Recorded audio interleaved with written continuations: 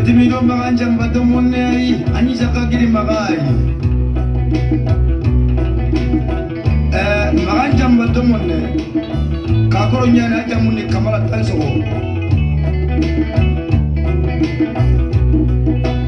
pabenga kalla kota bara bana to bisa akin maga baju bani niya ni maganjang bato munay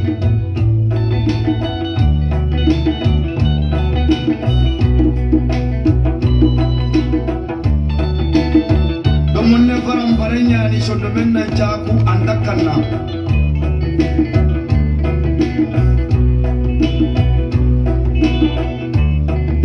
dem goda magambane ke gara ho jugu ila ke ngaw ken na barni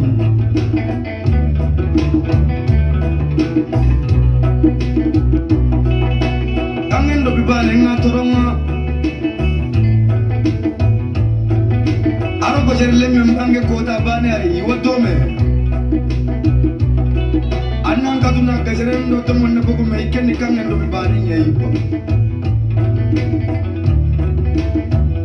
Ganni yugo shelan tanya nanga timene gajeren daram batte ngajaren daram batte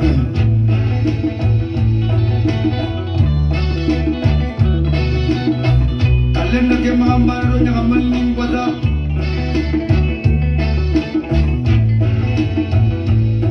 Kalle kota bendano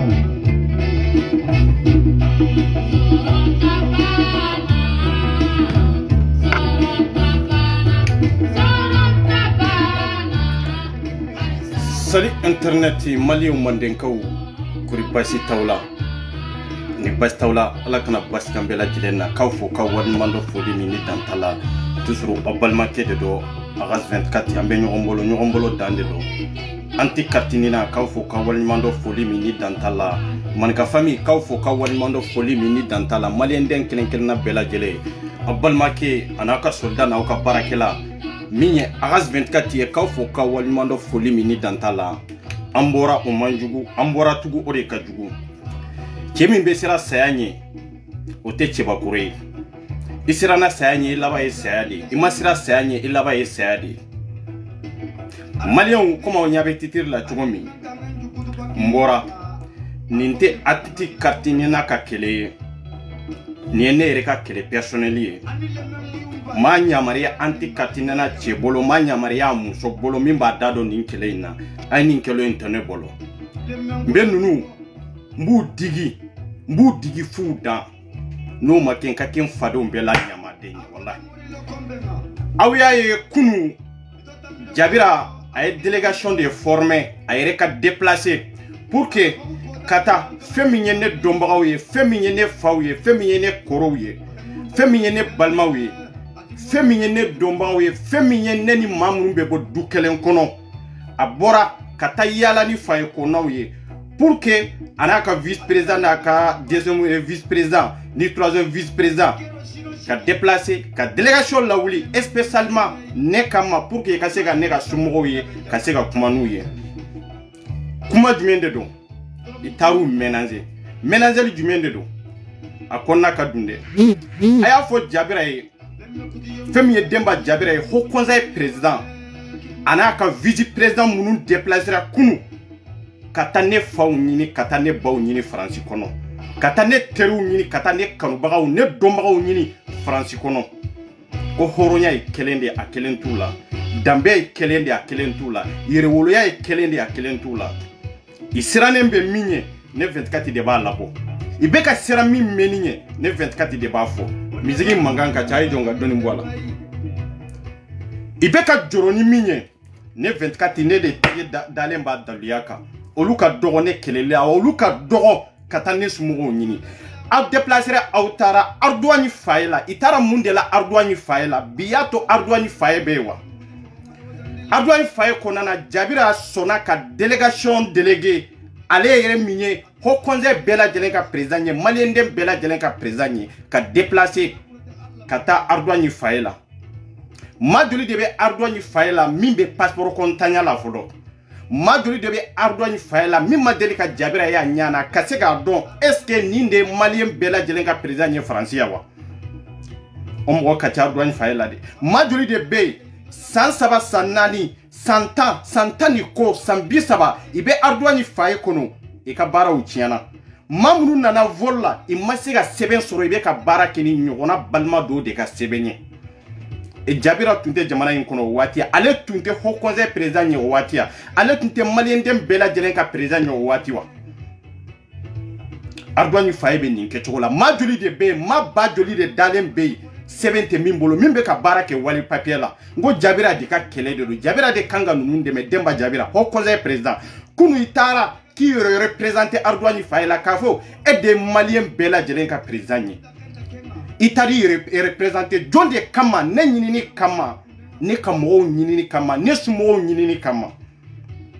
ne somɔgɔw y'u sigi kɛ jamana in kɔnɔ yan ne balimaw y'u sigi kɛ jamana in kɔnɔ yan fɛn min ye Haut Conseil secrétaire kelen ye i t'a dɔn surtout o président ka déplacer ka taa Ardoani faye la k'a fɔ ko ne bɛ taa Ardoani faye la ka taa yira mɔgɔw la ye ne de ye Haut Conseil bɛɛ lajɛlen ka président ye n bɛ ka Aras 24 somɔgɔw ɲini jɔn de b'a somɔgɔw don i kɛlɛ ma taa dɛ i n'i ka adjoint n'i ka fɛnw bɛɛ lajɛlen de taara i n'i ka secrétaire bɛɛ lajɛlen de taara i ka premier adjoint b'a la i ka deuxième adjoint b'a la i ka troisième adjoint b'a la maliyɛnw bɛ nin degun in kɔnɔ maliyɛnw bɛ nin tɔɔrɔ in kɔnɔ maliyɛnw bɛ nin souffrance in kɔnɔ donc kɛlɛ e ma bɔ k'i ka délégation déplacer pour que an fa n'an ba minnu bɛ nin gɛlɛya in kɔnɔ an kɔrɔ n'an dɔgɔ minnu bɛ nin kasi jugu in na n'u ka baaraw tiɲɛna ni siyɔrɔ t'u bolo ni kɛnɛya t'u bolo ni sɛbɛn kɔntanya b'u la donc kɛlɛ e m'i ka délégation déplacer pour que ka taa olu ye i ka sigi ka kuma ni olu ye k'olu ka gɛrɛ n'u ka tɔɔrɔ dɔn maa joli de bɛ Ardoani faye la fɔlɔ o ye kelen ye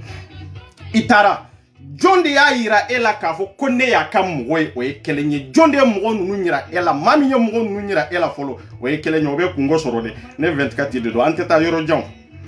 min ye mɔgɔ ninnu yira ne la k'a fɔ ko ninnu ye ne ka mɔgɔ ye jɔn de kɛra yɛrɛ responsable ye fɔlɔ min ko bien vrai que Aras 24 ka mɔgɔ de ye ne mɔgɔ min jɔra n'o ye responsable ye o bɛ problème kɔnɔ dɛ o ye fila ye fɔlɔ sabanan ye jumɛn ye jɔn de bilala Jabira n'a ka délégation ye pour que ka taa Ivry Succel faye la ka taa ne somɔgɔw wɛrɛw ɲini ye pour que ka sigi ka kuma n'u ye maa min bilala Jabira Demba Jabira ɲɛ pour que ka taa Ivry Succel faye la o tigi bɛ kungo sɔrɔ dɔn o fana o problème tan tɛ dɛ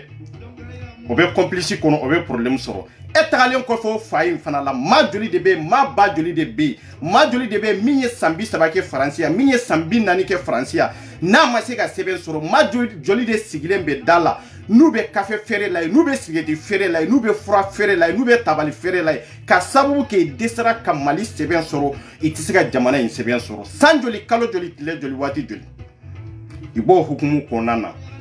e ma deli ka déplacer ka taa Ivry Succel faye fana la pour que ka taa sigi ni olu ye ka kuma k'a fɔ ko maliyɛndenw de don souffrance jumɛn de b'aw kan degun jumɛn de b'aw kan i taara i ko ne somɔgɔ minnu bɛ yen maa min bilali ɲɛ ka taa o faye in fana la ne somɔgɔ minnu bɛ yen ni n'u sigira ka kuma yala ne ka mɔgɔw de don ou bien ne ka mɔgɔw tɛ fɔlɔ wa o question n t'o jaabi o n bɛ se ɲɛfɛ o n y'o de fɔ n ko bɛɛ de aw ye bɛɛ de sen don problème kɔnɔ n'aw ye bɛɛ sen don a la ne bɛ bɛɛ gosi de kɛ n'aw ye bɛɛ sen don a la ne bɛ bɛɛ disi fara de kɛ n'aw ye bɛɛ sen don a la ne bɛ bɛɛ de kuma suru i déplacer i tara Ivry Sixten Faela ini maa minnu sigira ka kuma yala ne sumɔgɔw de do wa yala ne faw de do wa yala ne baw de do wa yala ne kɔrɔw de do walima ne dɔnbagaw de do walima an bɛɛ ye kabila kelen de walima jamu kelen de do fɔlɔ wa e jaabira e t'o dɔn dɛ minnu sɔnna ka e lasigi ka kuma ni e jaabira i n'i ka délégation ka déplacer ka taa olu ma deli k'i ɲana olu tun t'a dɔn yɛrɛ k'a fɔ e yɛrɛ ye haut conseil président ye surtout ka maliyɛn den bɛɛ lajɛlen représenter jamana in kɔnɔna yan i tun t'a dɔn ni kunun tun tɛ olu ye waati joli de kɛ nin gɛlɛya in kɔnɔ ye tɔɔrɔ joli de sɔrɔ jamana in kɔnɔ e jaabira n'i ka délégation ma deli ka déplacer ka t'u ka tɔɔrɔ ɲini ka t'u ka ɲani ɲini olu sɔnna k'a fɔ ko olu ka mɔgɔ de ye ne pour quelle raison daluya jumɛn de kan ménageli kan ka ou aw bɛnna laɲini dɔ de la laɲini min bɛ dankari ni RS 24 la wa non aw kungo ka dɔgɔ aw ka dɔgɔ ka dankari ne la aw t'a dɔn ne ye min ye n'aw b'o dɔn aw t'aw ɲɛsin ne ma n'aw b'o dɔn aw tɛ ne somɔgɔ ɲini n'aw de fɔ ko simɔgɔ tɛ ne la kɔrɔ tɛ ne la dɔgɔ tɛ ne la ne kelen de bɛ n fa bolo kelen de bɛ n ba bolo e t'o kalama n'i t'o dɔn n b'o f'i ɲɛna n'i bɔra n'i déplacer i taara Ardoin in fa ye fɔlɔ de la i ye ne somɔgɔ yira e la i ye ne somɔgɔ minnu yira e la a cɛ t'u cɛ la yan muso t'u cɛ la yan min bɛ se k'i jɔ k'a fɔ bien vrai que ne ye RS 24 somɔgɔ de ye a daluya bɛ yen dɛ a daluya caman de bɛ ne bolo i bɔra i taara Ivry Sixten Faye fana la i ni minnu sigira ka kuma daluya min y'a to k'a fɔ ko olu ko ne somɔgɔ de ye olu ye olu bɛ ne dɔn ne faw de ye olu ye ou bien ne mɔkɛ de ye olu ye ou bien ne balima de ye olu ye i y'a kɛ ni daluya min ye bɛɛ b'i yɛrɛ sɔrɔ tribunal la dɛ siga t'o la dɛ siga t'o la dɛ n tɛ cɛ nego la n tɛ muso nego la dɛ siga t'o la dɛ kuma caman fɔra n ye vocaliw sɔrɔ yɔrɔ jumɛn n ye vocaliw sɔrɔ ka bɔ Mali kɔnɔ ka bɔ Gabon ka bɔ Congo ka bɔ États-Unis mais ni ja jugu in bɛ ka kɛ nin ko bɛɛ lajɛlen bɛ ka kɛ ne kama nin ménageli bɛɛ lajɛlen bɛ ka kɛ ne kama cɛ ma ne wele RS 24 ko bɛ nin kɛcogo la muso ma ne wele k'a fɔ ko RS 24 ko bɛ nin kɛcogo la n'aw taara aw sigi ka fɔ ka bɛn kɛ k'a fɔ ko aw bɛ tila ka ne jalaki o kɔfɛ jalakili tɛ ni somɔgɔ ye ne ye ni balima ye ne ye ne ka numéro b'i bolo i b'a ɲini yɔrɔ dɔn yanni aw ni ninnu ka sigi ka kuma fɔlɔ aw kan ka mun de kɛ a tiɲɛ la i nana c'est vrai mais an tɛ e dɔn san joli kalo joli e ye maliyɛn den bɛɛ lajɛlen ka président ye e bɛ déplacer ka na anw ɲɛ k'a fɔ ko an den ou bien an dɔgɔnin ko a ye nin baara kɛ a bɛ k'aw faw neni réseau sanfɛ a bɛ k'aw baw neni réseau sanfɛ yana n'a ka sigi ka kuma fɔlɔ a ye jɔ fɔlɔ komi anw de ko ko an den de don anw de ko ko an dɔgɔnin de don anw de ko ko an somɔgɔ de don yanni an ka sigi ka kuma aw bɛ taa fɔlɔ an ye kuma mɛn a ye ka numéro de téléphone tɔ yan o tɛlen kɔfɛ yan an bɛ an denkɛ ou bien an balimakɛ min ye RS 24 ye an b'a wele k'a ɲininka yala ninnu sera ma nin ka in kan est ce que tiɲɛ de don ou bien nkalon de don fɔlɔ wa cɛ bɛ min y'o ɲɛɲini fɔlɔ wa muso bɛ min y'o ɲɛɲini fɔlɔ wa mɔgɔ m'o ɲɛɲini mais mɔgɔw sera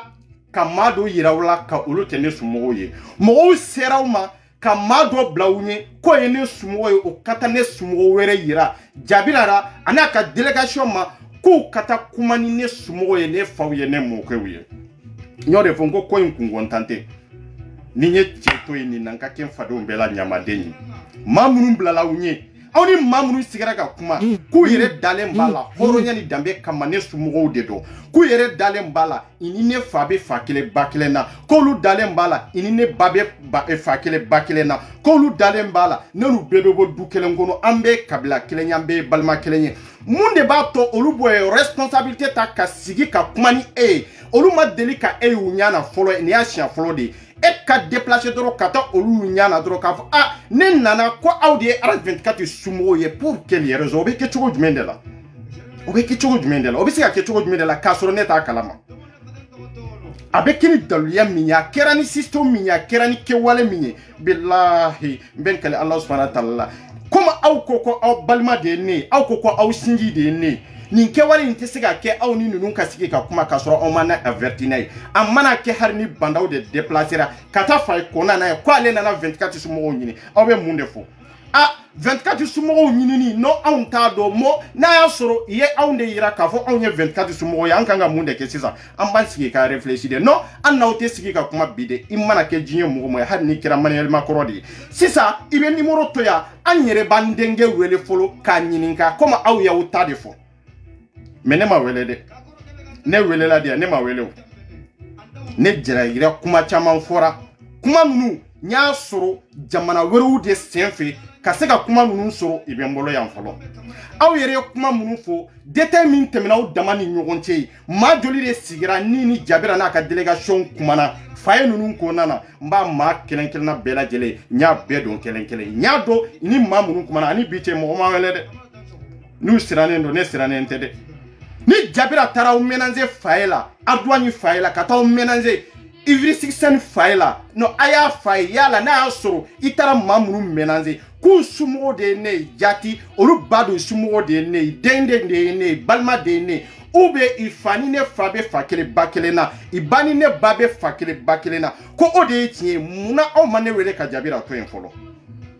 aw sigira fɛn min bɛ Jabira n'a kun n'a kan cɛ Jabira y'o fɔ aw ɲɛna fɛn min ye haut conseil président ye fɛn min bɛ ADOGIO kun n'u kan cɛ vice président kun n'u kan cɛ y'o fɔ aw ɲɛna k'aw ménager k'aw bagabaga o bɛɛ la aw ma ne interpeller dɛ aw ye message mun de kɛ a ye message ci ka taa jamana ko kan maa minnu bɛ jamana ko kan a kɛra ne somɔgɔ a ma kɛ ne somɔgɔ n y'o de fɔ n ko n'aw b'a dɔn ne ye min ye n'aw b'a dɔn 24 yɛrɛ ye min ye aw tɛ sɔn k'a kɛlɛ walahi i bɛ ne nɛgɛn de awa ne tɛ mɔgɔ kɛlɛ awa n tɛ bɔ ni mɔgɔ ye ten de Jabira yanni n ka don kuma kɔnɔ n b'i la faamuya yan kosɛbɛ n bɛna fɛn dɔw yiri la i ka se k'a faamu Jabira depuis le 1er février i ɲa bɛ nin na message min bɛ nin kɔnɔ i ɲa b'a la n'i ka dossier n'i ye haut conseil ka dossier ma nin fiyɛ dɛ awa ma bɔ ni nin ye fɔlɔ dɛ nin bɛ n bolo yan i sirannen bɛ nin kungo kɔrɔ an ka taa voilà i ɲa bɛ nin na depuis le 9 décembre 2020 i ɲa bɛ nin na ma bɔ ni nin ye dɛ est ce que n ye nin joué réseau sanfɛ fɔlɔ wa a ma joué n bɛ nale n bɛ nale aw ɲa bɛ nin na depuis le 12 février est ce que n y'a joué réseau sanfɛ wa ma joué réseau sanfɛ yarɔ ma bɔ n'a ye dɛ ayi ma bɔ ni nin ye fɔlɔ n bɛ nale voilà aw ɲa bɛ nin na depuis le 19 mars ma bɔ ni nin fana ye dɛ nin bɛ n ku yan mais est ce que n bɔra n'a ye wa ma bɔ n'a ye ma joué n ko ne de don ne Sidiri n bɛ nale aw ɲa bɛ nin na vocal minnu kɛra kunu kuma minnu tɛmɛna aw cɛ kunu i filɛ yan i n'i ka vice président Jabira kuma minnu tɛmɛna aw cɛ ne tun bɛ yen wa ne tun tɛ yen dɛ aw ni jɔn de sigira ka kuma a daluya bɛɛ bɛ yan a bɛɛ bɛ yan o ye kelen ye filanan vocal jumɛn de kɛra ka adresser maliyɛnw ma maa minnu bɛ Mali kɔnɔ ne kunkanko la fɔlɔ o vocal ninnu bɛ yan dɛ aw sigira ka kuma ne tun bɛ yen wa ayi ne tun tɛ yen n ma bɔ a kalama mais n bɔra a kalama cogo jumɛn na i bɛ t'o ɲɛɲini yɔrɔ wɛrɛ n bɛ nale voilà i ɲa bɛ ninnu na nin ye bita ye bita in sɔrɔla cogo jumɛn de la Jabira ne b'o de fɔ aw ɲɛna sa n'aw sera ne la n ka kɛ n fadenw bɛɛ la ɲamaden ye hali maa min ta aw ye awa hali maa min ta aw ye aw tɛ se ne la k'o fɔ k'o jɛya voilà k'o fɔ k'o jɛya bɛɛ lajɛlen ye dɛ i ɲa bɛ nin fana la yan min filɛ sanfɛla in na yan nin ye bandaw ta ye est ce que n bɔra n'o ye fɔlɔ wa nin ye bandaw ta ye est ce que n bɔra ni bandaw ta ye fɔlɔ wa ma joué ma bɔ n'a ye mais a bɛ n ku yan ambassade ta ma kuma o kan yɛrɛ o kɔni n tɛ kuma o kan o bɛ yen ministre ta ma kuma o kan consulat ta ma kuma o kan mais Jabira ne bɛ ninnu sɔrɔ cogo jumɛn de la ni janfa t'aw yɛrɛ bolo ni kalabantiya ta aw yɛrɛ bolo aw taara aw y'a fɔ aw ni maa minnu sigira ko ne somɔgɔw de don ko n faw de don n balimaw Jabira n'a a ka délégation ye kuma jumɛn de fɔ olu ye i ko ménageli fɔlɔ ye jumɛn ye i ko an nana aw denkɛ fɛn min ye Aras 24 a bɛ réseau sanfɛ fanani tɛ fanani a tɛ ka min d'an kan banani tɛ banani a tɛ ka min d'an kan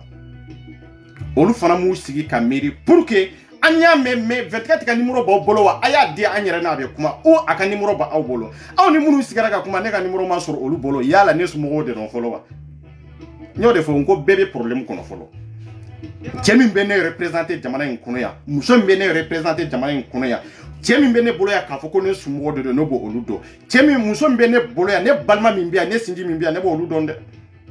dɔn dɛ aw n'a cɛ kelen tɛ aw ni min sigira ka kuma aw n'a muso kelen tɛ aw ni min sigira ka kuma ni min y'a fɔ aw ye k'a fɔ ko ne de balima ye RS24 tɛ a y'a ɲininka munna ne ka numéro de téléphone ma sɔrɔ u bolo munna i ma se ka ne contacter munna hali aw tilalen kɔfɛ réunion na olu ma se ka ne contacter fo ne de ye recherche kɛ pour que ka se k'olu contacter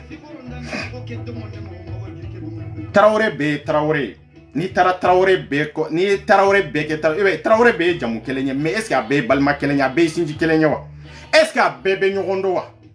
Jara bɛɛ bɛ ɲɔgɔn dɔn wa Bune bɛ ten de Aïdara o bɛ ten de mais an ka farafin jate la an b'a fɔ an bɛ balima kelen an bɛ sinji kelen an bɛ teri kelen min ye o dɔnnen don dɛ Jabira i taara i ye mun de fɔ i ko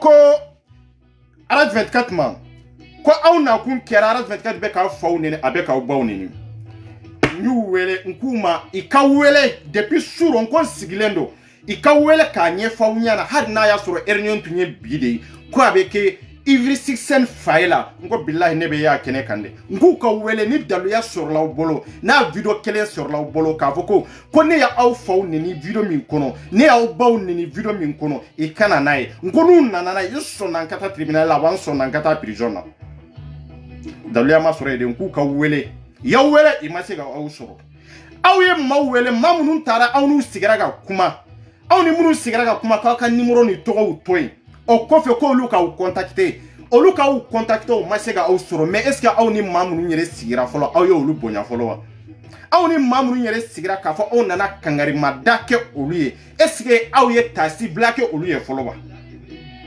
miiri de bɛ ɲɔ kɛ dole ye maa min tɛ miiri tɛ hɔrɔn ye quoi Jabira e tɛ hɔrɔn ye e tɛ ladiri ye i ko ne y'aw faw na baw neni i tilala k'a fɔ tugun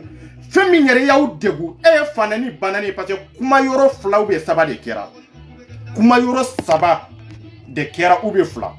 i taara faye la i taara ni kan min ye ko fanani banani fo ko ninnu sɔrɔ kuma fɛn fɛn tɛmɛna aw ni ɲɔgɔn cɛ a bɛɛ bɛ ne kuya mɔgɔ wɛrɛ kumakan tɛ dɛ aw yɛrɛ de kumakan dɔn aw mɔgɔ dama dama min tun bɛ n'o y'o de fɔ aw ye san ko n'aw bɛ cɛ min kɛlɛ n'i ye ne tɔgɔ tigɛ dɔrɔn ne b'o sɔrɔ ka n'i yɛrɛ segin ne de bɛ mabɔ a la n mago tɛ nin na nin tɛ arranger ko aw t'o kalama de n tɛ se ko bɛɛ la mais n bɛ se min na n bɛ se o la de i bɛ min dɔnniya b'i la i b'o de dɔn kalan tɛ dɛ ɲɛɲini de don recherche de don an tora o hukumu kɔnɔna na Jabira ninnu kɔ ne y'u fa n'u ba neni o tɛmɛna o kɔfɛ i ko mɔgɔ minnu i ni minnu sigira ka kuma i ko an nana kangari d'aw ye parce que on est capable pour tout olu capable don ka fɛn bɛɛ lajɛlen kɛ ne la aw ka décision bɛɛ lajɛlen ta ne kama décision fɔlɔ ye jumɛn olu capable don ka maaw bila ne la minnu bɛ se ka ne bugo ka ne faga jamana in kɔnɔ yan o ye kelen ye filanan ye jumɛn k'olu capable don ka ne datugu jamana in kɔnɔna na yan ko fɛn tɛ bɔ a la cɛ tɛ se ka kuma muso tɛ se ka kuma sabanan ye jumɛn k'olu capable don ka fɛn kɛ ne la Mali kɔnɔ foyi tɛ se ka bɔ a la a se b'olu ye Mali kɔnɔ a se b'u ye yan o ye 3 ye naaninan ye jumɛn k'olu capable don ka ne faga jamana in kɔnɔ yan ka ne faga jamana kɔ kan ou ka ne ta yan ka ne reflet ka taa ni ye Mali kɔnɔ ay Jabira aw kungo ka dɔgɔ la sa aw bolo k'a fɔ ko France ya aw siso de ye wa aw bolo k'a fɔ ko France ya aw ta de aw ka jardin kɔnɔna de don non aw ye manamanakan kumasulukan kodɔnbaliya kan aw y'o de fɔ ninnu ye aw y'a fɔ maa minnu ye n tun jalaki olu ye jɔra k'a fɔ ko olu balima ye ne aw balima ye ne aw sinji ye ne mɔgɔ si tɛ se ka kuma ne nɔ la awa mɔgɔ si tɛ se ka ne représenter en tant que i ma ne c'est-à-dire i ma n'a ɲɔgɔnna kɛra ninnu na bi aw ni minnu sigira ka kuma yanni ne k'aw ka kuma sɔn ji la kan dɔnbaga ou bien n jɛɲɔgɔn ou bien n teri ou bien n den k'a jalaki fɔlɔ ne b'a fɔ de a ye ta hali n'a y'a sɔrɔ aw y'a kɛ surprise de surprise ko t'a la olu aw wele surprise la y'aw sɔrɔ wa n'olu déplacera k'a fɔ u bɛ taa fo conseil la est ce que k'a sɔrɔ rendez-vous ma ta est ce que olu bɛ aw bɛ sɔn k'olu yɛrɛ suwa wa aw tɛ sɔn k'olu yɛrɛ suwa de n ko an bɛ sariya jamana de kɔnɔ mais aw ka déplacer aw yɛrɛ ma ka taa ten dɔrɔn k'a fɔ k'aw nana surprise de k'u la parce que an bɛɛ ye maraka kelen ye an bɛɛ ye maraka kelen ye o ye de mɔgɔ min bɛ réseau sanfɛ k'a fɔ ko marakaya ne bɛ réseau sanfɛ ko malidenya de ne bɛ yan de ka maliyɛndenw de dɛmɛ mais ne tɛ yan k'a fɔ ko n bɛ ka marakaw dɛmɛ dɛ ne bɛ ka maliyɛnden minnu tɔɲɔnnen don minnu bɛ nin degun in kɔnɔ minnu bɛ nin souffrance in kɔnɔ ne bɛ yan olu de kama de marakaya t'a la filaya t'a la bamananya t'a la n'i taara i ka racisisiya la marakaw ni ɲɔgɔn cɛ n'i taara i ka racisisiya la fayew ni ɲɔgɔn cɛ ko parce que ko an bɛɛ ye balima kelen ye an bɛɛ ye balima kelen ye munna faye kɔnɔ mɔgɔw ma se ka e dɔn k'a fɔ e de ye Faransi maliyɛn fɛn fɛn bɛ Faransi k'a fɔ e de y'a bɛɛ lajɛlen ka président ye munna maliyɛn ma ko k'o dɔn bi ɲɛ wa i ma se ka do ka ko binye ou bien ni ne sumo munu sigira olu de la ka e nyana ba hari tunti to odo ne de recherche ke pour que ka auto labo ne de recherche ke ka tla ka yira jonni jonde tara ne de yakede eni munu yere sigira ka kuma olu desara ki to yere fo iri munu sigira ka kuma i desara yere ki ka numéro yere labo o ko fe de ne contact ke nko kana ni ka numéro nu mana ni ka numéro ni maboy kama nga ken fado mbela nyama denye ya kuma na boyoro chara nko aw ya utade fo o yere fo la ma se tribunal la fo jabira aw tara aw ni munu sigira ka kuma fayla mo ayo lu mélanger ko lu baga kaw yere ke famaw ye kaw yere ke kodonaw ye kaw yere ke aw capable ndo ka fembela jelenge jabira je suis capable tout ni bene do ite sidri ite ne nyini kelela ni bene do ite ne nyini yere ka ne do yere ne do ni yere te mo mi mba nyini ka don o de be ko sidri o de be ko were nyini ko munu abe to ni sanga sora la ne ta nyini ka don de ne ba nyini de kam ko de nyamugo ye ne ba nyini de ka hene mo la ne ba nyini de mo ka bo toro kono ka bo souffrance kono aw trela ka fo yoro were la tugu aw ni ma were kuma na tu nyo voko soro aw ko kono quarante 24 man fana mbane ni quarante 24 ke munde fo ko minya autor ko parce que konye jabira ka video décortiquer ko video décortiquer li femio olu toro video kono o e fen fly folo fen folo e jume konne ko jabira ye maraka de un ka jagade har jaga ka fsali jabira ni de ba fo ka je maraka de un ka jagate de malien dem bela jelen ka jagade jabira awa malien dem bela jelen ka jagade e Hamidou Diarra mbo fo ka jia Hamidou Diarra mi flenie i ka fo ko ne mabona e folo de mi fo ho conseiller ani mi fo bandawiye ani mi fo ambassadeur ani mi fo consulat moye ne mabona e folo de o be ne bolo yande est-ce que ne a joué de i ka voko fla de be ne bolo ya sini simake wati kele est-ce que ne borano e don kele ka joué wa est-ce que ne e re to tigenda kono video kono folo wa mi premier vice président ne folo amakede no de fonko ko konza mo bene attaquer ala ma dongodo saba na jume konema ko parce que konebe ka suko kuma min fo kombe ka fo maraka kandela kono kera koni maraka usobira ko maraka cité son tout ka suudi ay auto nyama o mine katanu ye morku kono ay maraka o nyama mine katanu ye morku kono ni suute soro ne de ya fo adalia de bene bolo ni preuve ba aw bolo su kola ka foko aw sigle ni biche aw tarani su joli ya akibaru ya tara choko jume de la akibaru ya orientera choko jume de la ko preuve be ho konza mo bolo ku ka bona adalia de yani ka bod ku ka bona adalia de ne 24 ne tengalon sira wolo na ma bona adalia na ma bona adalia ni mawle gun ka ken fado mbela nyama denya ama fo konye konka wiye maraka ka jaga ya aw te maraka ka jaga de jabira aw ye malien de ka jaga de c'est ça la vérité temi mba tu kanemu oyede tembe sira sayanye o de be lamini ko chamanke tembe sira sayanye erebe mo bela jele lame ka mo bela jele ka décision ta nete be ka décision ta te barake ni betaye net taye de femi mbisi fin du monde be mo nafa fin du monde te mo nafa mo be ko kololo kono tuko mi de ne bo defo comme su ko yoro mi mba toro ko ne afo maraga kana ko di mabbe awma no mabbe awma ngonya fo papa ka te boala abisega min boala ayo fo malion ka bo akalama ayo su hakemilata ayo su hakemilata kera ti ya kera muso ay bona lisi ayo demen joli de nyini nu yo demen soro folo aw sigle ni biche ayo demen joli de nyini su kunga ko kaya a demen mata su kungo la we kelenye fulana su sumo masega demen fana soro tege ese ngalonde do awe beka kuma su komi su joli de be kwa ye clé fla sabake morku kelena ate ngwa me français ando nga prévu de benebolo no de venema bona awyo su be sega sini morku la bi abe semeni kelenkia abeta clé tan duruke yamfe abeta clé mwanke yamfe abeta 2 jours ke yamfe abeta 3 jours ke yamfe ire nyete sega da su ka malien su ere balma ere singi ere teri o konza siglembe ni kanka ko parce que kondo yo fo maraga kandela parce que maragaw il peut se ga olu de arnaquer markaw ika kuma kan be se ga olu de la convaincre parce que olu siglen be faye kono ite ko nyanyini itado yere tieni ngalon fenjume de tien ito nyanyini kado c'est pour cela ga odona fayman nununga la odona fayman nununga ayo nyinga ga ne matlegelen si faye law de pe ala kaneda ne jenyo ben kan ba ben teru ben balma be la gauchilité de mais awtara mamunu ko awma ne usumoye ku beto laba tribunal kono folo convocation be tigi ma folo min blala aw nye folo ma folo min blala aw nye kana ivry 16 faila o be convocation soro aka sigina ya be convocation soro tolérance zéro ambe to nyana bo tribunal la folo flana jume mamunu nawnu sigira ka kuma olu be convocation soro de sabana ye e jabira yere mbe ho conseil mba convoquer mbi interpeller tribunal la ni ala ka je inshallah parce que itara menazel de ke aw capable ndo katani ne mali kono parce que awde nanani ne ya awde carte séjour di ne maya awde passeport di ne maya awa ne na sababu kera awde france awa ne be barala awde ya awni muni sigara ka kuma min temina awni nyonje bebe ti dala kan fale kunju mende ya to aw sona kane représenter ka fo way aw balma de yaras 24 est-ce que tient de roube ngalo ndo beta ja tribunal de la de papier de be ko bela jele non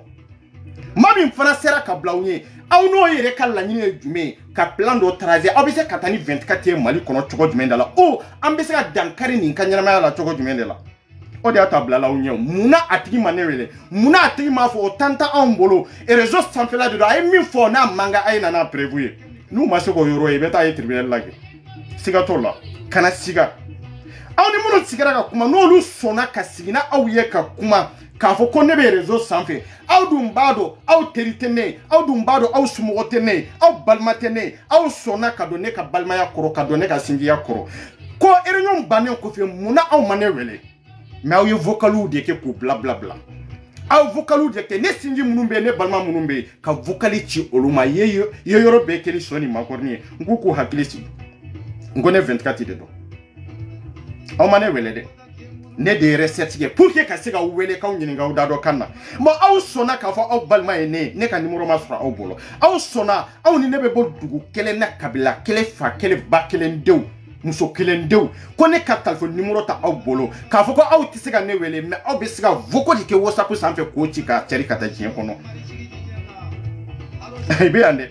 foite tunu min fora ko aw ni muru sigara ka kuma bebeti dalaka bebeta sagala enna vocal bebe maraka kandela awa bebe tradi tribunal kono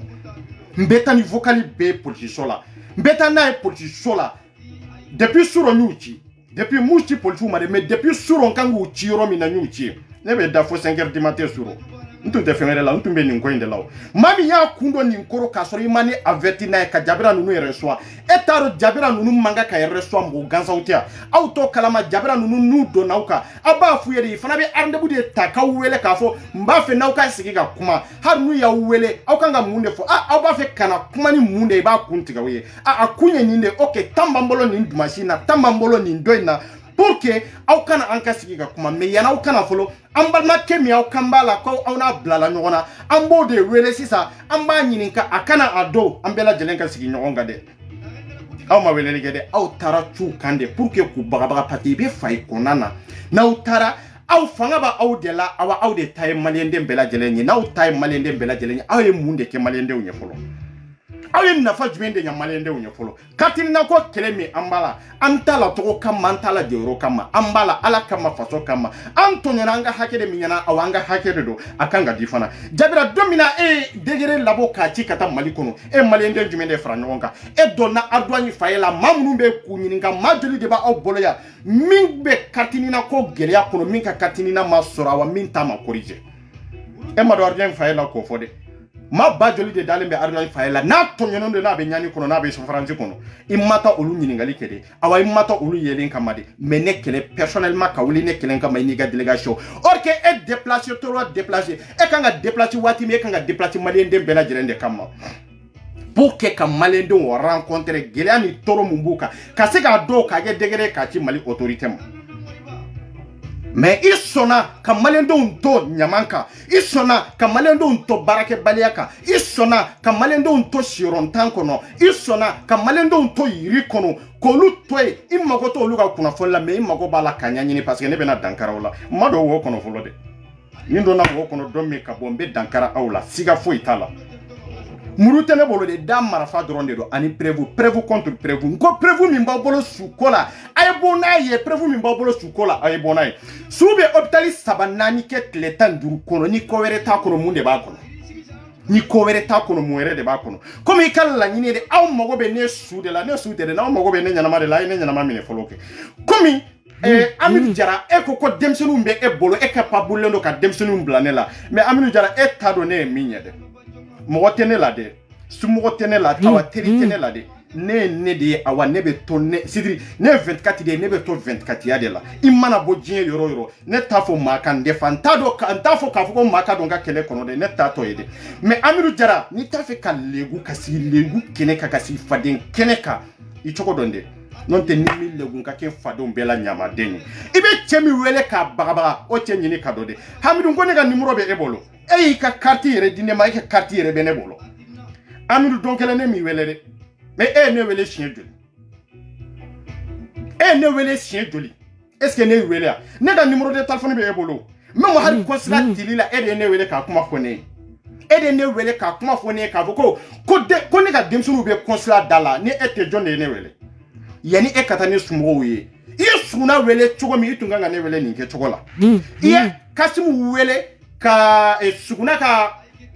siguna kuma min fo meeting ke rola ka foko suguna kuma min fo ko ama be ema muna ima se ga ne wele no ko munde ba ta obesira ne wele ni parce que ne te ngalon de la kala bantini na fini jahili se ga ne wele wallahi ni ne ga numéro composé ibabla ema ne wele mais sona ka déplacer pour que katane sumo nyini fay ko nanna Jabira mindo minya président Jabira nyinga ene wele siejo Jabira della ka ne wele siejo li ne ka numéro be Jabira bolo Jabira yani kata ube ka ma were bla ka wele ligi Jabira ibe ne re de wele ene wele yaw Jabira ene wele ya domina ka foko ko ne ko hokonza mo ye wori mini ko ne ka bono daluya Jabira ne mo voko jede me voko fana bi ande mo jede no ki man ko Jabira ngo chemi tara kuma finyana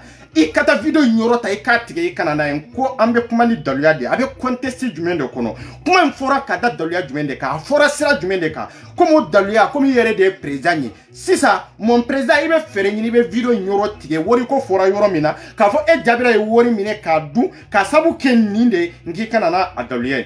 fla saba imane wele o ko fere ni wele ko Jabira ngone be ki kono de ngo sigilendo ki toronde kono ngui kata video nyore tige kanana ni manana ni mille gunga ke fade on bela nyama denye mbe kelen soro yoro mi Jabira donanga tugu ho conseil président mi tarane sumo wonyini nge chokola abiande anana ka ya fanyi ne bolo ka fo kunga ya fama fo kan be mbolo yande ma jede ne sutura masade awa ne sutura kungode ni todo mbo finyana Jabira temi mbese gi legu ki jo faden kene ka bi marakaw be ka tigela malendem bela jelen ka tigela ne arrange 24 de wallahi Nebi kele ninka hakilnai ki kele ninka mirinai me ika legu mi bene bolonete bona ede ne ka bono ya serera akakede me nebi kele hakilna dalul de la nebi kele ni minye ne bo do ka soro mayedi sidiri maboni legu yere kana ira malende unna ani biche ne borani legu yewa nyamba boni legu yo me nko abeneku nana ya fanyi ne bolo okera muna bi ebetane sumo nyini ka soro imane ere wele muna bi ebeta mawero nyini ko lu kene sumo ye ko lu kene balma ye ko lu kene ka dugula moye ka soro emane welenga telephone numéro la pour que 24 ibika kuma do fo ni kuma ndabla ni mandanye akunye ninde ne ko de ba prevu taw bolo prevu mba o bolo doro o yede doro kata marakaw karabo ni kalama ni kuma nchie marakaw karabo kalama ngalonde do su joli de bia ne su ko joli de kele ke jamana ko na ko ne ganda bo su ko la na be balo su la ne te balo su la nkona ube balo sula nete balo sula hari jaka kafsana awye Amidou ima fo konya fo ninde ya ima fo konya fo Jabira ko maraka ga jaga Amidou ere de maraka ga jaga ne bode fo ka je ere de maraka ga jaga ete horonye Amidou ete ladiriye wallahi ete dambetigi ete yere woloye na ya soro yere woloye wallahi ko halala de kuma min fo awnyana ka voko mi mene bolo ete so kabla Jabira nye bada ka foko betane sumo nyini pour que eni Jabira ka sigi ka kuma ni sumo ye katla ka olu mélanger ka yira ka fo aw besiga ne faga aw besiga ne takaboya katani nye mali kono ne be via jamana ngono choko mina itara munu nye be ne vi choko do nyini ngake ko ne jonde itado na utara do oluka aw nu bebe nyogo soro tribunal kono bebe convocation soro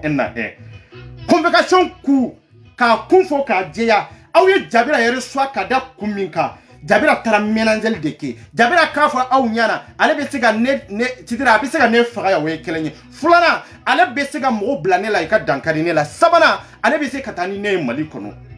yo fo kene minga o te kene no maide comme ede ko be siga ede be malien dem be représenter c'est vrai ba be représenter otunye kunye me o te biye n'existe plus à Haut Conseil en France ici. A existé tout le monde. Et puis, si on est fera, ne te sera ça, il y a une ça parce que ne ka mirla la djien te met tout le monde quoi. Awa ne rete me, imana me djien kono choko choko ite djien dans soro. Voilà. Ne ta nyini mbe sa choko minde, ne to nyini de. Ne ba nyini de mo be la fia choko minde. Ne ba nyini de. Ça fait si inte quoi ka foko adama den ka si jan soro. Ni si jan soro, ni ma bara nyuma ka kono, ni ma mau sauver, ni ma do mau jigi koro fo fala ki de ronde. Ne mago te si janna awa ne mago te togola ne mago te sangala de ne mago be bara de la nka koke komi be mo nafa komi be mau jigitu nga aw be ande ka si jantro ka mau dusu kasi aw si jellamaw aw si be sambi durula aw be na do fo sambi worola aw de be yuri la halbi ka foko su be yoro jume yana ka su nyi ne ngo ka nyana maw de so fe folo aw be nyana maw de so fe aw tara fay ko na munye su joli de tumbo olubole nku yere de wori cotiser wu ñogonte pour que katanu suye mali kono adu wani ni su saray olu yere de bu ka su olu yere be jona kunga ko beye ka ko benyana bo ka volta ka délégation daka pour que katana e mali kono aw de la ka jabira ya kene ka donkele wa aw ma deli kay me jabira sona ka do adu wani kono katale doro nyini me aw ka gela na aw ka torona ka barake balia ana aw be souffrance min kono adu wani faye kono amo nyini ka donde aw be gela min kono amo nyini ka donde aw sona jabira kado ivri sixen fana faye kono ko atara ne kungan ko de nyini atara ne ka ko de nyanyini pour que aw ka kangar danne me malendo be souffrance minay malendo be gele minay malendo be kabajani minay dayne malendo be toro minay jabira mawli ka to nyini de parce que amago tawla amago bala mo min ba fe ka mago sta mo min ba fe ka legu mo min ba fe ka kan galon ira jela mo min ba ka tien ere kalama ka fo asiri kunye minye mateko ke malendo nye ana kunye minye atara kumin kama atara doля min kama teko la walia tien be ka bono gundo e ka broto malende bela jele nyana pour que mamunu be adwani faye kono ikase ka do jabira yere dondi est ce que jabira de tu manga ka on demi nin koy nawa est ce on ka seben ko ale tu manga ka demi nin nawa hawa haranka misiri ko haranka siso munumbe harambe nyon ka mota mo woro amota ni ko be siso kelen kono ko jabira de tunganga dado ni bela jela pour que sebembe minku sebente minku ikasi yoro soro jamana in kono ya amota be siso kelen min kono akake sarago kele me mota min ba kono be kana worisa ngo jabira de kanga nyin kunga ngo be nyana bo me jabira kuma na wa aw mata ni ko de be si so kelen kono est ce que kanga kewa ho conseil président bia ebe malendo be représenter oui kuno itari yere wosono e fay ko na me ne nyana horo nyani dambe keneka itisa ga tige ka boy dala parce que ne bi nyin ga daluya de la daluya jume e bo représenter kada kunjumi de ka si t'as des raisons ere bi bolo ni be se ga mi expliquer ne ate aba harisini su ko mbafo aw harisini kene mbafo maraka na mbafo bamanankana ne suko kele de kia jabira ka eto président la ne blala su joli de nye pour que ka video ka drome kele instant munda sora kono avocalu na video ka ji jamana nkuna ikada je mago radio soula ka ya radio soula ka ya radio soula deme kama ala kama faso kama balma ka yinju ka suka fere nyini labeni ka kala sukata ne o kele chamande kia ne ko ne kanda bo sukola I dala maga de meima kuma parce que ni etun joyoro tun nyana ni etun jona malendo njigi koroni kechogo ina amunu bere jo sanfe kanda do sukola obe ma were ka tunini kola obe ma were ka seben kola frazi antun takede ambe tunganga tu ede ko kele minyi taye komi ye taye ni cedri ni bora maw jigi koro ni maw yere u disi daw yere la ka fo amba ta har nan ni be toala ni ko kele nte avancer nyana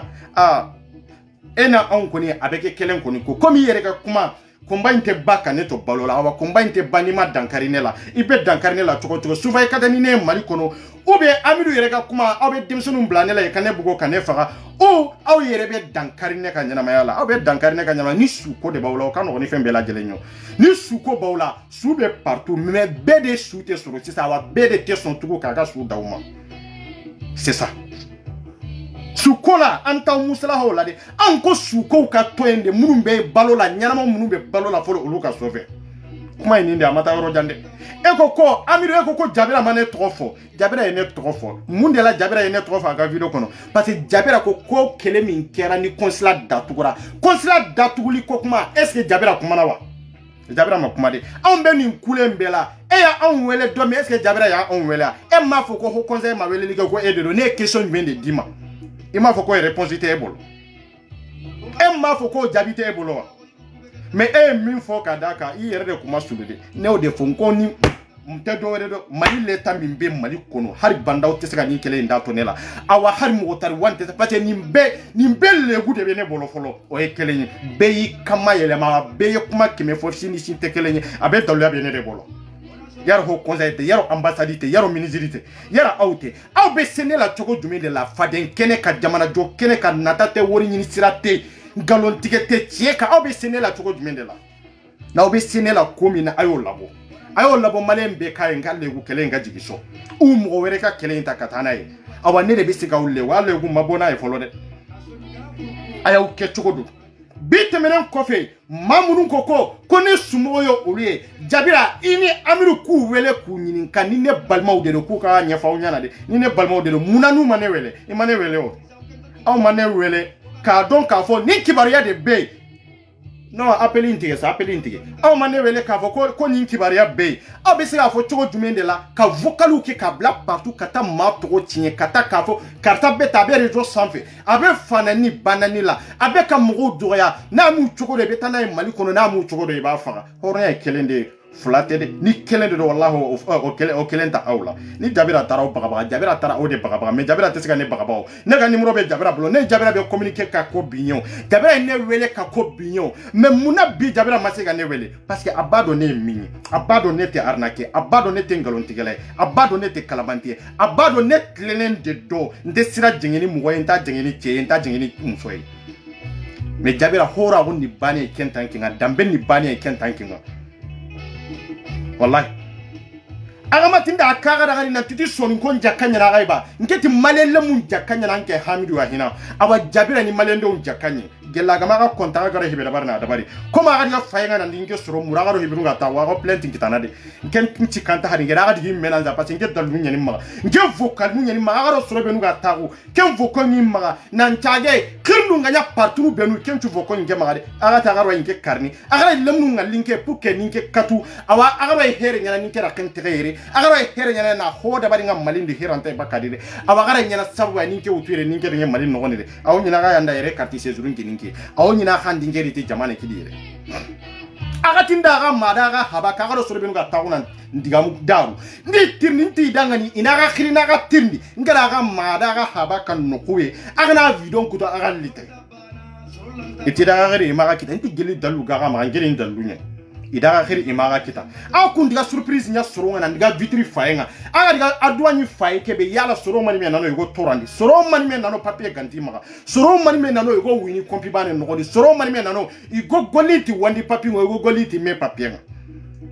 wiranta soro benu maga aw kuma delegation girndi anga diga na koy nan tanke ni malele manchu khirsianga anga ma delegation girndi na lo adwani faye no na tu soro mani me na yere wira ganti ma yugo wini kizi no soro mani me na yere France papier ganti maga soro mani me na yere tidiri ikanta golle me godo yiri no nga kundu nga do bire mo ya ga ganti maga ni de ma papier kbarenga amma kenda barre est ando mi diga na adwani faye na yere representer no nanta anke ni malele manchu khirsianga amma do mi kenda barre mais andu nge daru na da barre nan dinge bane muru parce que anga tan le kunke anga tunge ko na kebe ko tammu nyani hillo yitide an tammu munno na daga no kosu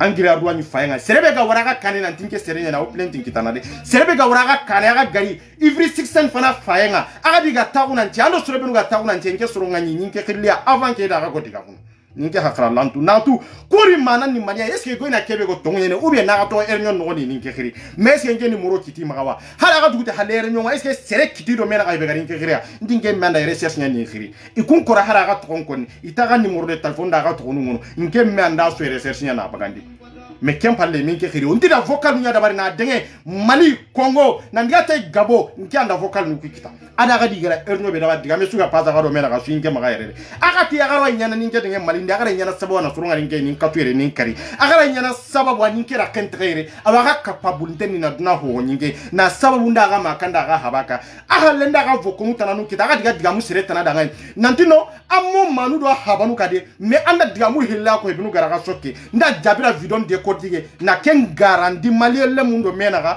kenya yagu hore jabira kama hillandini mania parce que nta kada ngani ngati jabira dangani nanti soni kalle mun jakanya ni kempeti gariya soni kalle mun jakanya ni ma anken tinna ma akawa anken tinna habaka nke hora wontin permetene na kenda bari parce que dambe ni nke ngeni yere wolo ni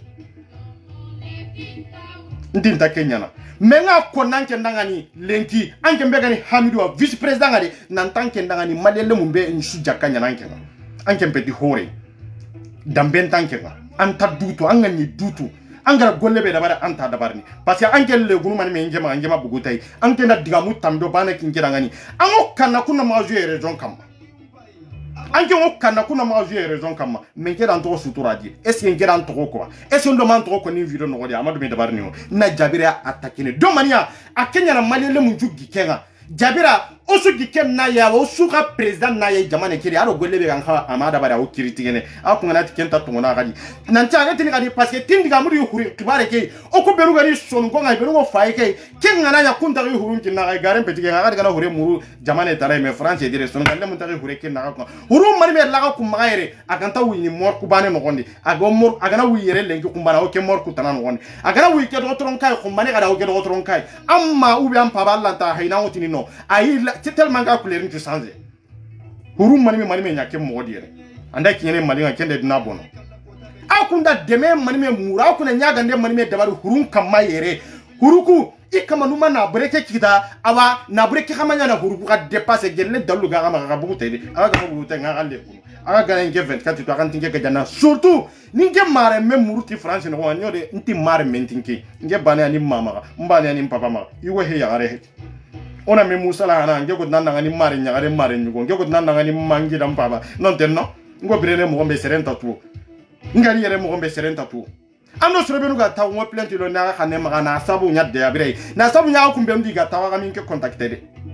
parce que watu jabra nu benu ga diga taw isaga ko na gara ngani ikunya na malien tu representant ga yere ikunya ni malien le mentu president ga yere ken ngani serebe sere gantange hita diga ga wara problem nya no woni anke mbega wara kani nalli anke na sino tamia jamane ke dire tampile sine tanate sine papier ntanke maga anke ngana ware kun kani nanti ti anke ngodunya na sere sere ambi ta godunya na sere sere ku kane andin kebe gani saren pabenga andin kebe gani kabla bani ngani gan khayin ka khille o kunta ga ten gana ga na yari president agara tamane sine nya o ku yon kollanga yere aga mari ivri yero aga mari vitri 600 yero aga mari adwan fayengo akungara lenki nanti karta kibare tu sonin kago ngeta re sonin kago khane magade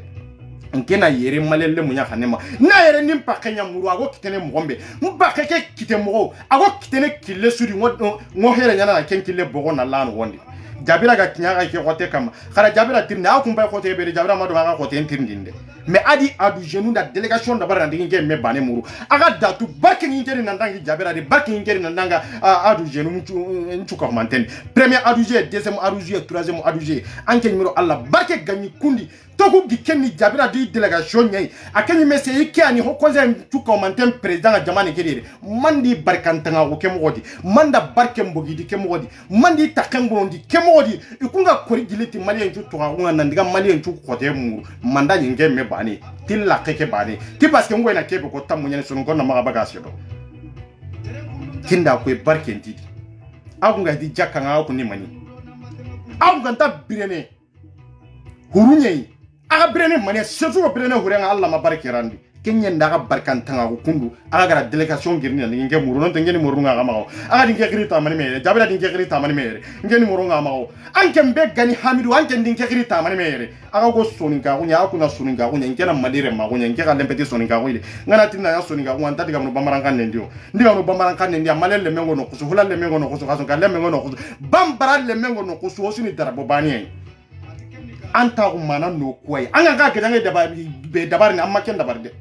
anga na dabaru kunta ta kuna raison kama huru man me nanon ke garaga jangenda bariyere ngema gode kitario me hure mara ka kun kiten kama ganta nyagandini hure mara ka kun kiten kama hina kasinya ganta utina nkina gai a hure mara ka kun kiten kama hina a gamaro French autorité nya kama na kachi muru na muru huru ko beru sorongo no kunta gode kitano kunyuna okipini hure ngaye meno okipini passem tikanta koni songo ndangani daru songo nyankenkene ngalengi songo ngulinde har lengi songo nguliengo kempeni nge bani hara go kempeni ki bani ngo kembani abirana ngeta lengi songo to ko gora wari gumba ba kantaka wallati e hakengo kitene mosidi mamma digi ko te muru amma délégation formée nan digi ko te muru amma délégation formée nan digi tora muru mais ngebe gaga kama raison kama tinda ga makanda ga habaka ube taga ni jakanga wallahi har jakkan nan pasaka kunga parce que Allah garna barkara ga kunda kan ta gillini nke muru aga ni nke khilla nan ce hinda ngani timu salahanga aga ni nke khilla a ko ne lemme aga guro kilebe antakawa ube lita once ngatan tonne men bontene ni me ango ina kebe ko ayanke mahaman ka ke kille kama men ntagara suguna kiri nda kenya kagara nda ka karni na soron tanon nya kiri me aga tal finga na soni nge maka ko sato ngaga legu ngaga sidin ngaga ko ni dinay ko ho tana itiri na ga do tunya na ga wanna ga do hora ko nya na dambe nya ninke ngeni halale nya nke hedi jangalle me wallahi ngeni halale nya geli ken go dikagai halala gum palle ga kunta geli ninge muru france no ngade na ni malien tu toronto ngwere na ni papier kan kabar ngo malien le men choyere aga gili na malien le munya muru me aga gili ninge bane muru allah do barke nyen wallahi masare manya ka hunga mpaba sare manya ka hunga wallahi ngeni halale nya aba ngo to ko kembare ken wondi ngena kara har lenki alhamdulillah aga hoha anken ko ni malien le mun de manayre me an dunye nandu koyi ya gun no gondi nandu koyi soro benu tonon tengani nandu koyi soro benu papier ganti ma nandu koyi soro benu nan tanke na ko representer ne na yi hakenga ga murin te kilebe angente na kemuru ngane na muru Allah ma barke rande Allah ma barke roche rudi ambirine kundwa Allah ma barka foydo nununa e sona mamunu be papier kon tanyala mamunu be ningela inkono e kati representer be malien dem be representer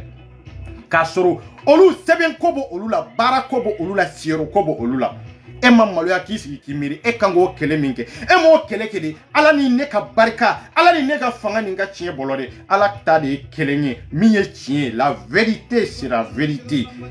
o de kira sababu ya au déplacer katane dronyini mais malendo umbe kungwa nkola malendo umbe papier kontanyala malendo umbe siero kontanyala muso be yala bambali la muso be ku yeredi choma e ma wuli denkele yani e kaneka mo ya rencontrer eni ka délégation mi wulila au tunganga ya mairie de ko rencontrer sisa a mairie annana anka demsinu be ni ke chokola ambalma muso be ni ke chokola anka jamana do be ni citation ko na kunye munde mais eso na ka déplacer pour que katane sumo doronde nyini obe mun na fa jumende ne be se ka sa sisa me malendo be tu no la mali be to anola jonde be do nunu jigi ko e be do e malendo jigi la tigede e marti minketa tika délégation muli katane sumo kama itunga ngo ke maire de kamaya itunga ngo ke ka préfecture mo de rencontrer ka nyefu nyana malendo be ni citation ni mami tar hani passeport tabula ya ka carte séjour damade mais jabira joro jumende be hela ni faden sagoyati amiru joro jumende ba awla ni kuma suliyate bara min ba bolo ani joro min ba wala anko ayo de ira malende unasa abesega suna demanti menete de ne be bona wede voilà ne be bona ko be ne kele dongo ne be yele na wede ne te jigio ka fo ne be régler ka sagi quoi o yede doluyate chemi molo o ye chemi te kele re ke chogoro o ye chemi fana be siran ibe bella me ka beka hakilna ta wewo de neta abe kala chogo ne be monte kata de neta ne mo de fo ne ma fo mo ngari ertenela de depuis ala kan ne ma rebo ne betade abe min bolo ni kelena mbe bala kono mbe sa kono ne te ka fe nyina kono de ni ne ka la nyini masoro min be ke obeke ni ne be to ala de ne be to ala mais e kungo ka do sa on ni bandaw de be nyogona sa on ni motari wan de be nyogona on ni asim de be nyogona on ni ministre de be nyogona de nga ete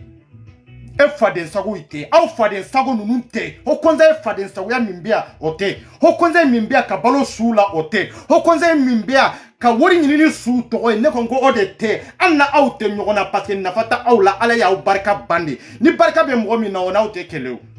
barka de be awna odiata awla na anko e aw kanga bla nyefe de anka tuga uko me ka barka ntanya kama aw tora kode pour que amuru be nyefe ka sega fere nyini ka obe dankara awna na obe sega dankari ne de la mene ka hakilna dante sega karola mbe ka mamunu ndeme dante sega karo olula de olumara ke chogo damana karine la chogo olu ka hake nyini chogo don ka baw ikanga do wo kono de sa ya don ka ba iga prevenu ka dalu bela jelembe amma sega déplacer jabira eni ka vice président ka foko ko 60,000 et quelques dossiers ba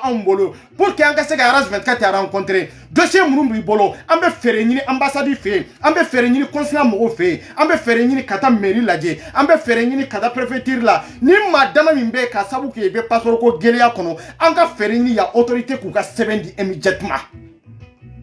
et mon décision ta de mais ici suffit il te sera ka sino 24 bien minutes chogomi dambe sega kara la chogomi a bɛ se ka vidéo ko in dabila cogo jumɛn de la fo an ka da somɔgɔw kan i donna maa minnu kan ni ne somɔgɔw don ou bien ni ne somɔgɔw tɔ ne ko n ko tribunal de b'o ɲɛnabɔ sa tribunal de b'o ɲɛnabɔ dɛ maa minnu sɔnna ka yɛrɛ suwa k'a fɔ ne somɔgɔw de don a y'o ɲininka ko tribunal de b'a ɲɛnabɔ dɛ badenya t'a la sinjiya t'a la parce que maliyɛn tora nin hypocrite in de la i tɛ maa min don i tɛ maa min vi cogo don i tɛ maa min balo cogo don i b'i yɛrɛ ko mɔgɔ ye kungo kɔrɔ ni kungo y'a sɔrɔ or que n'a mago bɛ fɛn na e tɛ se ka mago ɲa ye dɛ n'a bɛ gɛlɛya kɔnɔ e tɛ se ka mago ɲa ye dɛ mais i b'a fɛ k'a cɔrɔ sira minnu kan i b'a fɛ k'a ta tiɲɛ yɔrɔ minnu kan i bɛ se ka dɔw kungo kɔrɔ k'a k'i yɛrɛ somɔgɔ ye k'a sɔrɔ e yɛrɛ ka laɲini ye de a ta ka tiɲɛ ne bɛ ka n ka hakɛ dɔrɔn de ɲini n ko n ka passeport a bɛ di diyagoya walahi hali ni bandaw ye nege de minɛ a bɛ di diyagoya walahi aw kungo ka dɔgɔ Amidou aw kungo ka dɔgɔ siɲɛ joli n y'o de fɔ n ko conseil mɔgɔw bɛ ka ne attaquer a ka premier adjoint n'a ka deuxième adjoint olu bɛɛ bɛ ka ne attaquer a ka secrétaire bɛ yen minnu ye ne attaquer ka tɛmɛ dɛ aw de ne fa neni ya ka ne ba neni yan dɛ a fɔ ko bɛ yan dɛ ma bɔ n'o fana ye dɛ ma deli k'o jouer réseau sanfɛ dɛ ni legu de tun don ne tun b'o legu ka sigi faden kɛnɛ kan k'a sɔrɔ a si bɛ san 50 ni kɔ la mais n y'a to yen hɔrɔnya min ni dignité min bɛ n na n ko n ka kɛlɛ san 1 nin kɔfɛ aw hakili ne ɲinɛna dɛ ne ma ɲinɛ o kɔ Jabira ni e ni Amiru nani yɛrɛ bila ne o de fo sa numéro de téléphone minnu b'a bolo a b'olu changer de o n'aw m'olu changer n'aw ko n ko ne 24 b'a sɔrɔ ne ta musalahatɔ n'i ko n ko dɔrɔn ne b'a sɔrɔ ni maloyali ka di ne ye ne bɛ se ka maa caman maloya bi dɛ ni maloyali ka di ne ye bi a ne bɛ maa caman kuma sulu dɛ hali ni yɛrɛ m'a bila n bɛ se ka di dɔ ma o b'a bila dɛ e t'a dɔn k'a fɔ ne de don n y'a sɔrɔ cogo di e t'a dɔn a bɔra cogo min o donc i bɛ cɛ min kɛlɛ aw sigilen don kan min kan k'a fɔ aw bɛ cɛ min kɛlɛ ambassade ani consulat ani haut conseil mɔgɔw ani CEDEAO mɔgɔ aw mɔgɔ 4 groupe 4 in ka fara ɲɔgɔn kan ma maliyɛn den si yamaruya min bɛ se ka fara n ka kɛlɛ in kɔnɔ ne kɛlɛ ni ninnu sera ne la a b'a sɔrɔ ne de maliyɛn den bɛɛ lajɛlen ka jaka ye n'aw sera ne la hali dɔn kɛlɛ ka ne bali ka sinɔgɔ tiɲɛ kan ka ne bali ka sinɔgɔ ka ne ka kumaw démenti ka bɔ ni maloyala ko ye ne kan k'a fɔ 24 ye min fɔ a tiɲɛ filɛ nin y'a nkalon de ni ma c'est-à-dire ni ma juru dɔ n yɛrɛ kan na ka n yɛrɛ faga Faransi ka kɛ n fadenw bɛɛ la ɲamaden ye aw tɛ se nin groupe 3 yi l'État ka lasigiden min bɛ yan de a bɛɛ legu bɛ ne bolo un na un a bɛɛ legu bɛ ne bolo un na un mais an ye kalo joli tile joli de kɛ ma bɔ ni maa si legu ye dɛ mais n bɛ kuma de c'est-à-dire k'u sɔn hakili la n bɛ kuma de i k'a faamu an kan ka kɛlɛ kɛ cogo jumɛn hali bi aw kan ka anw wele cogo jumɛn de la kɛlɛ ni bi cɛ Jabira ma deli ka anw wele e min ye président ye e tun kan ka anw wele de hali bi an n'i ka sigi ka kuma e ma anw wele e ma ɲina anw bolo nka i bɛ ka mun de ɲini sisan n'an ma 24 wele ka somɔgɔw wele a bɛ dankari an ka ɲɛnamaya la de laban na Faransi an bɛ mangoya an tɛ baara sɔrɔ awa l'État yɛrɛ t'an yɛrɛ kɔni l'État tɛ l'État nana n'aw ye anw de kama anw de ko ko aw t'anw yɛrɛ présenter a tɛ kɛ l'État tɛ se k'o bali bandaw tɛ se k'o bali i tɛ se ka aw ka anw ka représentant ya e bɛ haut conseil kunna k'a fɔ ko e de bɛ to haut conseil kunna ya anw de ko i ka mandat sera a ma se o i tɛ cɛ kelen représenter jamana in kɔnɔ ya ka maaw to nin tɔɔrɔ in kɔnɔ e ma wuli k'u dɛmɛ nin gɛlɛya in kɔnɔ san 10 ni ko san joli aw ye degré min labɔ ka taa n'a ye Mali kɔnɔ aw ye degré min labɔ ka di bandaw ma ka taa aw ye degré min labɔ ka di ministre ma ka taa n ko c'est-à-dire makari ko de don quoi makari ko de don anw de jɔra bi ka yira maliyɛndenw na an tɛ kati nin na nin kɛlɛ an b'a kɛ fɔ yɔrɔ min de a bɛ cɛ min bolo kɛlɛ e tɛ don a la e ye kɛlɛ in tigi ye de a bɛ muso min bolo kɛlɛ e b'i tɔ kɔfɛ k'a kɛ non e yɛrɛ de ye kɛlɛ in tigi ye a ka di ye bi i bɛ wuli ka kɛlɛ in kɛ awa man di ye bi i bɛ wuli ka kɛlɛ in kɛ dɛ kɛlɛ in tɛ kɛ cɛ ko a tɛ kɛ muso ko parce que ni faden jugu minnu bɛ yen faso kuma sulu mɔgɔ minnu bɛ yen n'o ye haut conseil mɔgɔw ye minnu sigilen de su ko dɔrɔn kama ni ɲɛnamaw tɛ k'u ka ɲɛnamaw détruire olu mago bɛ su de la olu sigilen isigi kan bɛɛ ye suko de hali kunu i taara kuma i ye mun de fɔ ko suko mɔgɔ min ye hɔrɔn ye i ye ladiri ye cɛ i sigi k'i miiri ɲɛnamaw ka balo cogo la sa i sigi k'i miiri an bɛ gɛlɛya min na sa i bɛ ne ye kule la walahi n bɛ ka maaw de ka tɔɔrɔ lajɛ n bɛ ka maaw de ka ɲani lajɛ walahi maaw ka gɛlɛya i bɛ souffrance min kɔnɔ i bɛ ne ye kule dɔrɔn de la réseau sanfɛ tulonkɛ man di n'o ye yɛlɛ man di jɔn ye a man di jɔn ye k'i ka video bila la ka misiki k'a la ka dɔn kɛ a man di jɔn ye cɛfɛ diya yɛrɛ de man di jɔn ye cɛ tɛ diya man di min ye muso tɛ diya man di min ye an bɛɛ si ka da an bɛɛ ye maa tɛ dɔn kɛ ka tɛmɛ ne RH 24 kan mais munna n t'a kɛ n ka direct la n b'a kɛ o mais munna n t'a kɛ n ka direct la munna n t'a kɛ parce que n n'a kun ye fɛn dɔ de ye fɛn min man ka kan ni fɛn wɛrɛ ɲagami ɲɔgɔn na man ka kan ni fɛn wɛrɛ ɲagami ɲɔgɔn na i bɛ ne sigilen ye ko caman man di ne ye non ne tɛ n'o kɛ parce que n n'a kun tɔ ye n ka video kɛ kun tɔ ye n ka video kɛ kun ye fɛn wɛrɛ de e bolo e be se mina e be se donna e bolo ambiance kadi e bolo e be se fen bela jelena ne be se ala gatimi kande menna kunye fendo de mbode fo mbode nyanyini folo kaira malende una menna kunte donyeya na kunte musique lameni ya na kunte kana mɔgɔ ma jamuya na kunte kana mɔgɔ kɛ tidiri ka mɔgɔ kɛ tɔgɔtigiye ya na kunte yɛrɛ ka tɔgɔ yɛrɛ ɲini na kunye kando de ka kan min malendo b'u ta sira dɔn cogo jumɛn de la na kunye nin dɔrɔn de ka jabira hɔrɔnya ye kelen de a kelen tɛ e la Amidou Danbe ye kelen de a kelen tɛ e la yɛrɛwoloya ye kelen de n'a sɔrɔ aw ye yɛrɛwolow ye aw tɛ sɔn bara yɛrɛwoloya hukumu kɔnɔna la danbe hukumu kɔnɔna la jamana kanu hukumu kɔnɔna la aw ka wuli ka taa ne 24 dɔrɔn ye i ma dɔn cɛ o ye barika ye dɛ barika de don ne y'o de fɔ n ko ne de b'aw taranbile ministre ɲ'o sen kari ka bɔ a kɔrɔ fɔlɔ bandaw ɲ'o bila o ye yafa ɲini mɔgɔw bolo fɔlɔ aw fana wulila ka taa ne ɲini pour que mɔgɔw ka kuma ni ne ka se ka o to ye a ma daminɛ fɔlɔ dɛ transition in bɛ ne de bolo a clé bɛ ne de bolo commande bɛ ne de bolo ni y'a pied ka taa yɔrɔ min a bɛ taa yen dɛ a ma daminɛ dɛ ne y'o de fɔ n ko ministre fɛn fɛn bɛ yen aw fɛn bɛ senite kɔnɔ n ko n bɛ bɛɛ wele aw hakili la nkalon de don wa n ko ne 24 de don mɔgɔ min b'a ɲini ka balo o de b'a dɔn ni n kan ka dɔn nin na n man kan ka ne t'a ɲini ka balo dɛ ne b'a ɲini de mago bɛ min na n k'o de sɔrɔ parce que n'o ma sɔrɔ balo kun tɛ ne la n'o ma sɔrɔ n tɛ se ka baara kɛ awa n'o ma sɔrɔ siyɔrɔ tɛ n na awa n'o ma sɔrɔ n tɛ se ka foyi kɛ n bɛ mun de kɛ n'o ma sɔrɔ ne bɛ ɲɛɲini de kama passeport a ka di mɔgɔw ma mɔgɔw de ka nafolow de donna mɔgɔw de sera baara la ka t'o wari dépôt kɛ gouvernement k'o ta k'a fɔ ko passeport tɛ di hali o fɔra tɛ n'a ye diya bolo dɛ mɔgɔ si tɛ se k'o kiiri tigɛ dɛ an bɛ loi jamana de kan dɛ aw tɛ sɔn ka mɔgɔw ka dépôt wari minɛ k'a fɔ k'olu tɛ passeport sɔrɔ ni nina tɛ sisan kɔni a banna o ye nkalon kuma de ye o tɛ marché o maa minnu ye dépôt kɛ de en tant que ni passeport ni nina ma fara ka bɔ ɲɔgɔn na dan bɛ kari kow la de kana siga dɛ e jɔrɔlen bɛ yɔrɔ min ye k'a fɔ ko Lion ta bɛna datugu Lion ta datuguli k'o tora heure minute a tora minute dama damaw de ye ne bɛ min fɔ maliyɛndenw ye Lion ta ka datugu dɔrɔn ne tɛ kuma tɛ ne ni mɔgɔ cɛ o a bɛ datugu cogo o cogo a ka datugu a bɛ datugu i m'a fɔ ko Lion ta o bɛ datugu yan ta n'o kɔni da yɛlɛla o ye bombe atomique de ye o ye bombe atomique de ye fɔlɔ n'o datugura n'an wulila ambassade kama sisan o de y'a to ko kɛlɛ bɛna daminɛ n'o tɛ kɛlɛ ma daminɛ ne b'o de fɔ n ko an bɛ tulonkɛ de la parce que ne ma bɔ ni mɔgɔ si lebu ye fɔlɔ jabira min bɛ ka siran ne ma bɔ n'u lebu ye fɔlɔ parce que olu ka dɔgɔ consulat ka dɔgɔ voilà don min na ni ambassade yɛrɛ jamana don min na ni Abdoulaye yɛrɛ jamana don min na de o don de la kɛlɛ bɛna daminɛ c'est ça o don de la kɛlɛ bɛna daminɛ mɔgɔw b'a la ko ne tɛgɛ dalen bɛ yɔrɔ dɔ kan ne tɛgɛ dalen bɛ min kan aw b'a dɔn o ye tiɲɛ de o ye tiɲɛ de ne tɛgɛ dalen bɛ tiɲɛ de kan awa n dalen b'a la ne ye maliyɛnden halala de n tɛ ɲamaden ye c'est pour cela que n bɛ ka kɛlɛ kɛ k'i ka hakɛ ɲini awa n dalen b'a la n fa ni n baw bɛ impôt de sara komi n yɛrɛ b'a sara cogo min dugu wɛrɛ tɛ n bolo jamana wɛrɛ tɛ n bolo ni Mali in de tɛ ne bɛ siran Mali k'i ka hakɛ ɲini Mali bolo wa ne bɛ siran Mali autorité ɲɛ cogo jumɛn de la ne ye maliyɛnden ye ka wɔlɔ Mali kɔnɔ ka mɔ Mali kɔnɔ Mali sɛbɛn bɛɛ lajɛlen bɛ ne bolo ko ne bɛ jaabi tigɛ ko haut conseil min bɛ yan ne tɛ tiɲɛ fɔ olu ɲɛna ko ambassade min bɛ yan ko ne tɛ tiɲɛ fɔ olu ɲɛna ko consulat min bɛ yan ko ne bɛ siran olu ka bagabagali ɲɛ n terikɛ i m'a faamu hali bi o kɛlɛw bɛ yen o kɛlɛ ma daminɛ de consulat ka datugu fɔlɔ an ka ɲɛsin ambassade ma yan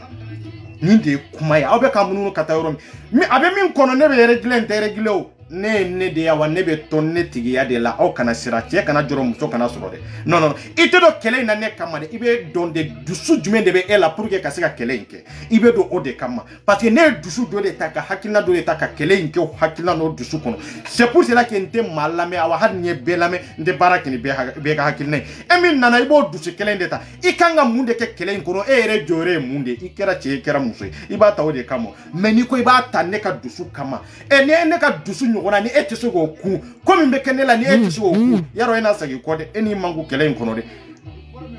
tɔɔrɔ min bɛ da ne kan e tɛ se k'o kun yarɔ e n'i man ko kɛlɛ in kɔnɔ dɛ wari min bɛ di ne ma place min bɛ di ne ma promesse min bɛ taa ne ye ne bɛ ba o la ne e tɛ se k'o kun e tɛ n'o minɛ ka bɔ kɛlɛ kɔnɔ i bɛ décision ta n'i yɛrɛ de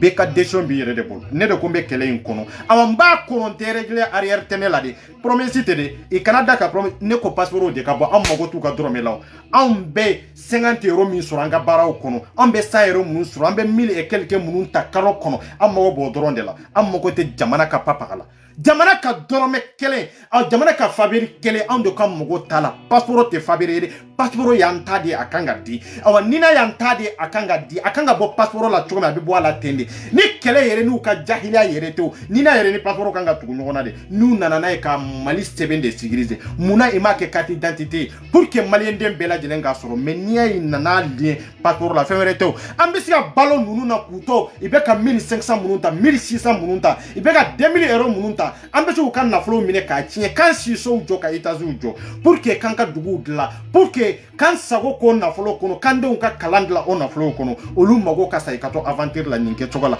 a ka kɛ papier kɔntanya kɔnɔna na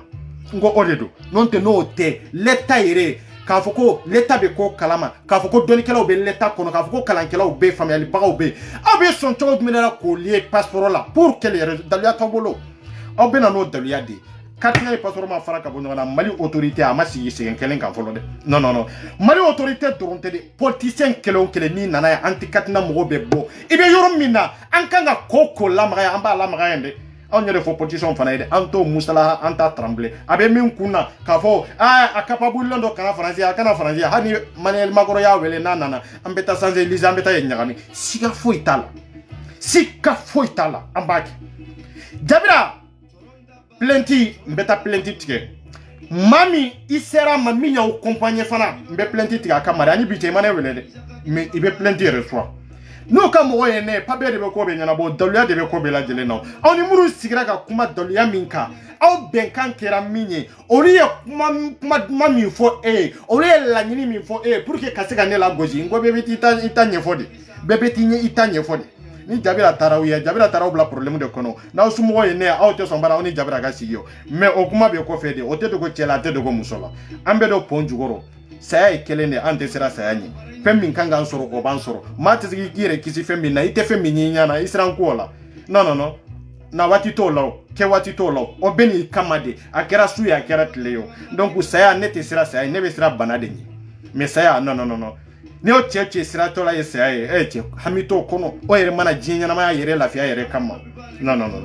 donc n b'a bila yan n bɛ de pɔn jukɔrɔ an tɛ carte nin na k'aw fo k'aw waleɲuman foli min na an bɛ ɲɔgɔn bolo kɛlɛ in tɛ yan a ma daminɛ de ala n'an ka barika n'an ka fanga n'an ka pouvoir haut conseil mɔgɔw sisan i b'a fɛ ka dankari ne de la ayi aw b'a fɛ ka dankari aw yɛrɛ de la sisan ne tɛ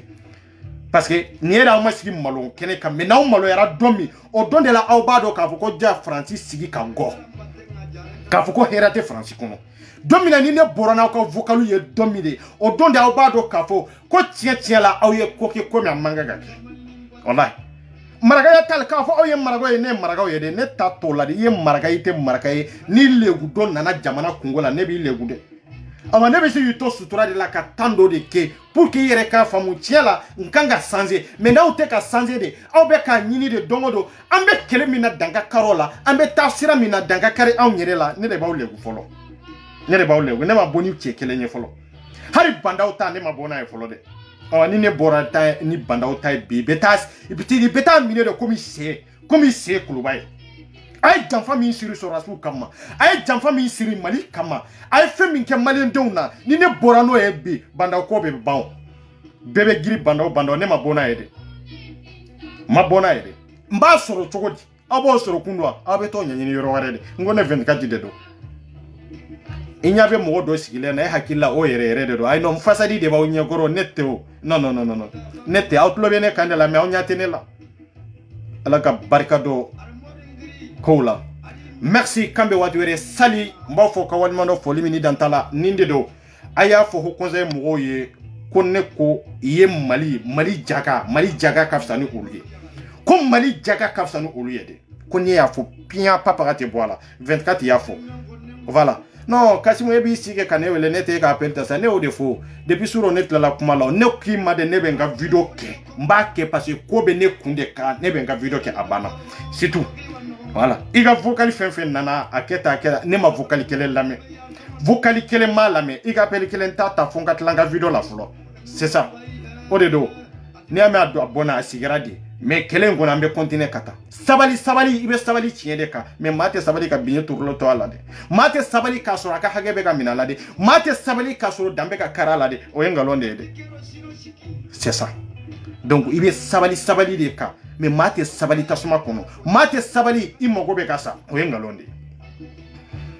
Sali merci beaucoup lemna kudi yom gi sa nga jiki a pour kunyi ngai ba kitno